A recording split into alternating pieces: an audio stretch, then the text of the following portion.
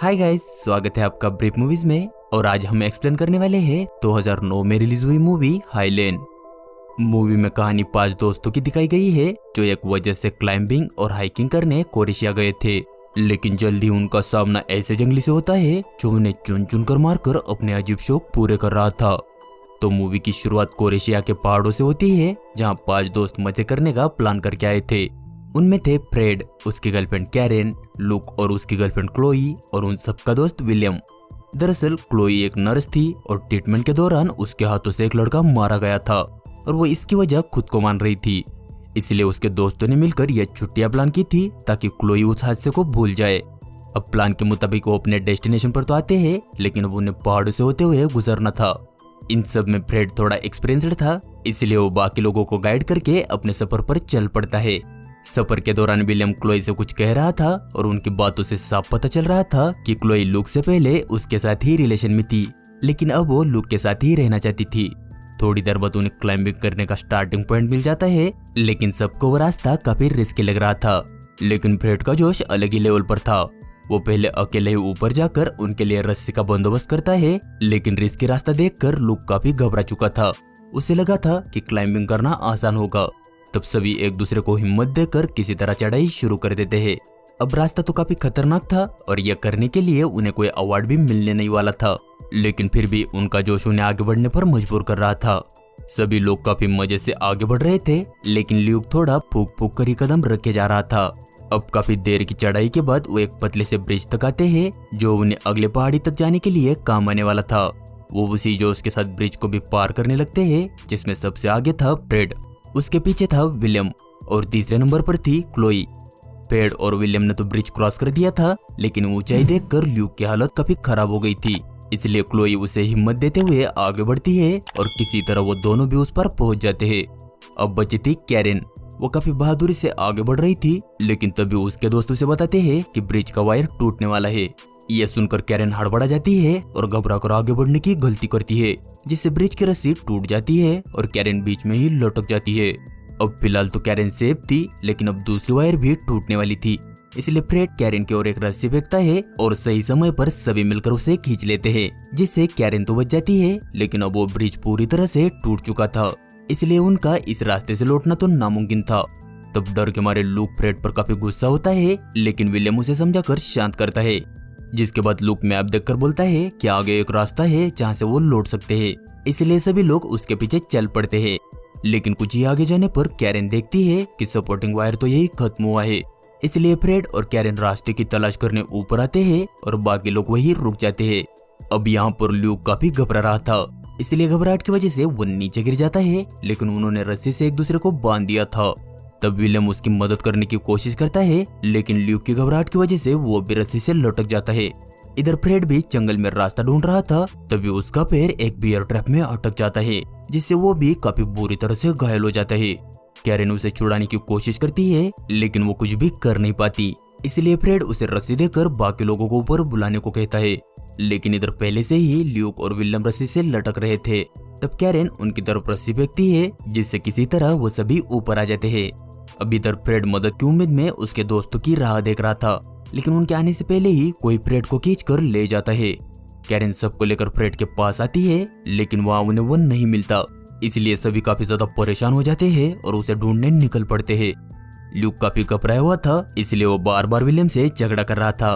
तब क्लोई उन्हें समझाने जाती है, लेकिन उसी चक्कर में वो एक गड्ढे में गिर जाती है।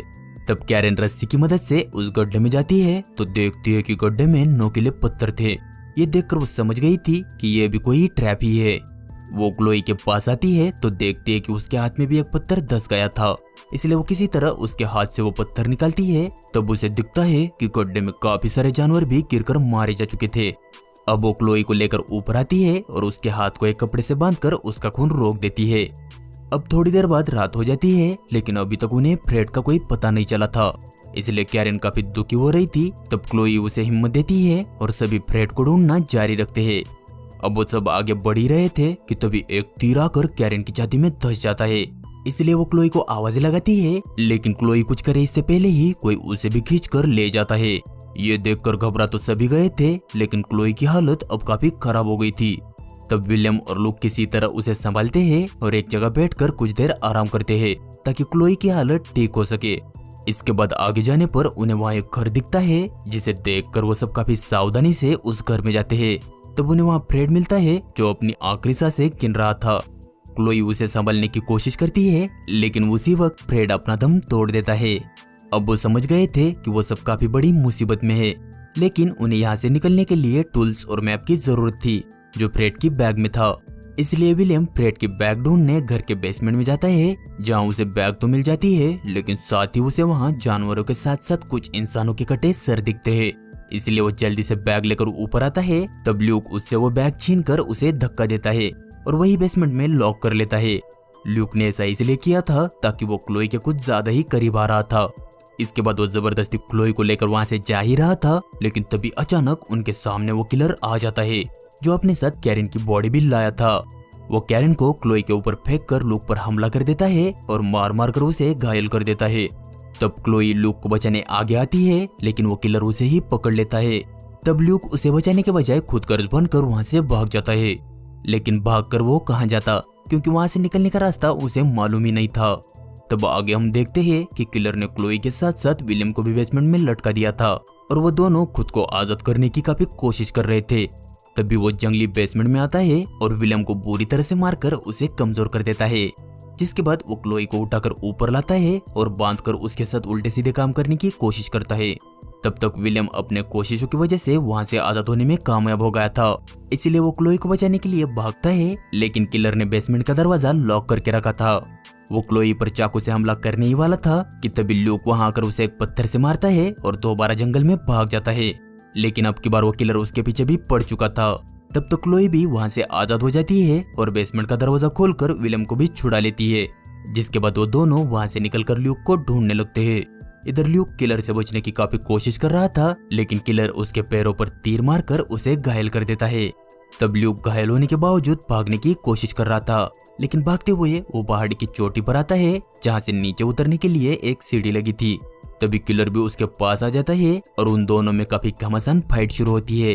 तब ल्यूक किलर को जख्मी कर देता है और किसी तरह उस सीढ़ी पर चला जाता है, लेकिन उसे मालूम ही नहीं था कि वो सीढ़ी अधूरी थी, इसलिए वो तो बीच में ही फंस चुका था। वो चिल्लाकर रो ही रहा था कि तभी क्लोई और विलियम भी वहां आ जाते हैं। तब विलियम उसे बचाने हाथ बढ़ाता है, लेकिन वो उसे ऊपर खींचने के बजाय उसका हाथ छोड़ देता है, क्योंकि लूक ने भी उसे मरने के लिए ही छोड़ दिया था। लूक को मरा देखकर क्लोई काफी ज्यादा रो रही थी, इसलिए विलियम उसे दिलासा देने का नाटक कर रहा था, लेकिन तभी पीछे से एक तीर आकर विलियम के टकले में धंस जाता है, जिस जगह पर ही उसकी मौत हो जाती है। ये देखकर क्लोई काफी गुस्सा हो गई थी, क्योंकि किलर ने उसके सभी दोस्तों को जान से मार दिया था। इसलिए वो भागकर किलर पर हमला कर देती है, जिससे उन दोनों की तगड़ी फाइट शुरू हो जाती है, जिसमें क्लोई के साथ साथ वो किलर भी काफी ज्यादा घायल हो चुका था। क्लोई काफी हिम्मत जुटाकर उस किलर को मारने ही वाली थी कि तभी उसे उसके पास का विजन आता है कि कैसे हॉस्पिटल में उसकी वजह से एक बच्चा मारा गया था। वो अब किसी की भी मौत का जिम्मेदार खुद को बनने नहीं देना चाहती थी, इसलिए वो किलर को वही मरने के लिए तड़पता छोड़ देती है और एक तार की मदद से वहां से निकल जाती है, और इस तरह से ये मूवी खत्म हो जाती है।